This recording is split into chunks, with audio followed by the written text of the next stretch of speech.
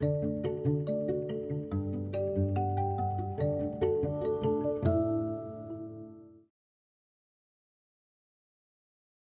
readers. I'm glad you're here today. Thank you for joining us for this session of Spokane Public Schools Keep Learning series for literacy. This lesson is intended for all our kindergarten students out there, but any child who is interested and wishes to join us is more than welcome to do so. My name is Ms. Sobchak, and I'm a kindergarten teacher at Holmes Elementary. I will be your teacher for today's lesson, and I'm so glad you're here participating with me today. If you haven't seen any of our previous lessons, you're more than welcome to still join us for today's lesson. But you can find this lesson and all previously recorded lessons on the KSPS website. Today, we're going to read a book called Leo the Late Bloomer. It's about a tiger who can't seem to do the same things that his friends can do. For today's lesson, while I'm reading, you're going to want your thinking cap and your great listening ears. And then, after I'm done reading, you're going to want a piece of paper and some crayons or markers. I'll give you a few seconds to gather those supplies.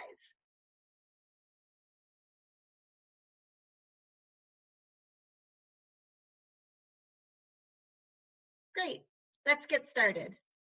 I already told you about the book that we're going to read today, Leo the Late Bloomer. While we're reading, I'm going to want you to think about the character Leo and how he changes through the book. Do you know what that word character means? Have you heard it before? I'm going to show you some examples of characters, and I want you to see if you can figure out the definition of a character, what I mean when I say character. Are you ready? She's a character. Her name is Fancy Nancy. He's a character too. His name is Clifford. And he's a character too. He's the love monster. Do you know what a character is? Have you figured it out? That's right. The characters are the people and the animals or creatures, like the love monster, that are in the stories that we read. The characters do a very important thing in the book. They think, they feel, sometimes they talk, and they act. I'm going to give you an example of a character you might know. This little girl's name is Trixie, and we know she's a character because she's a person. She can think and talk and feel and act. This is her stuffed rabbit. This is Knuffle Bunny. And even though Knuffle Bunny has a very important part to play in the story, he's not a character. He can't think or feel or act or talk. So Trixie is a character, but Knuffle Bunny is not. Now, let's say that magically Knuffle Bunny turned into a real bunny, kind of what happened in the Velveteen Rabbit. The Velveteen Rabbit was a stuffed animal, but he turned into a real rabbit at the end. Velveteen Rabbit could think and feel, and I think maybe even talk and act. So the Velveteen Rabbit is a character. Today, the character we're going to be talking about is a tiger cub. He thinks and feels and acts and talks. And we're going to watch as he changes from the beginning of the book to the end of the book. Are you ready? Let's get started. Leo the Late Bloomer by Robert Krause. Pictures by Jose Aruego. Leo the Late Bloomer. Leo couldn't do anything right. He couldn't read.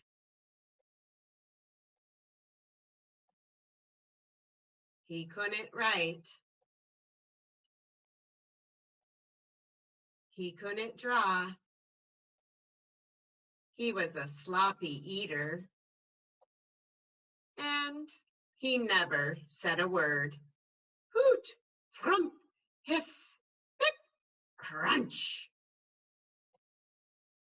What's the matter with Leo? Asked Leo's father. Nothing, said Leo's mother. Leo is just a late bloomer. Better late than never, thought Leo's father. Let's stop and think for a second.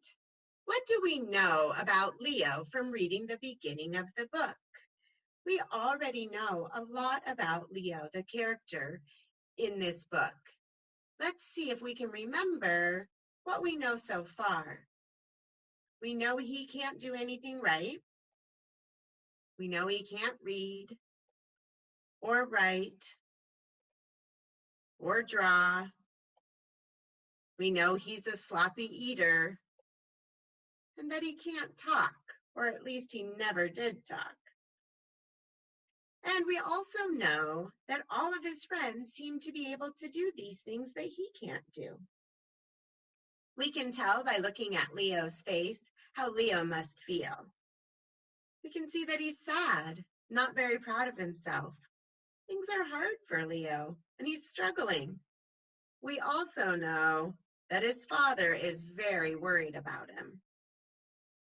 Let's keep reading to see what else we can find out about Leo. Every day, Leo's father watched him for signs of blooming. And every night, Leo's father watched him for signs of blooming. Are you sure Leo's a bloomer? Asked Leo's father. Patience, said Leo's mother. A watched bloomer doesn't bloom. So Leo's father watched TV instead. The snows came. Leo's father wasn't watching, but Leo still wasn't blooming. The trees budded. Leo's father wasn't watching, but Leo still wasn't blooming. Then, one day, in his own good time, Leo bloomed. He could read. He could write. He could draw. And he ate neatly.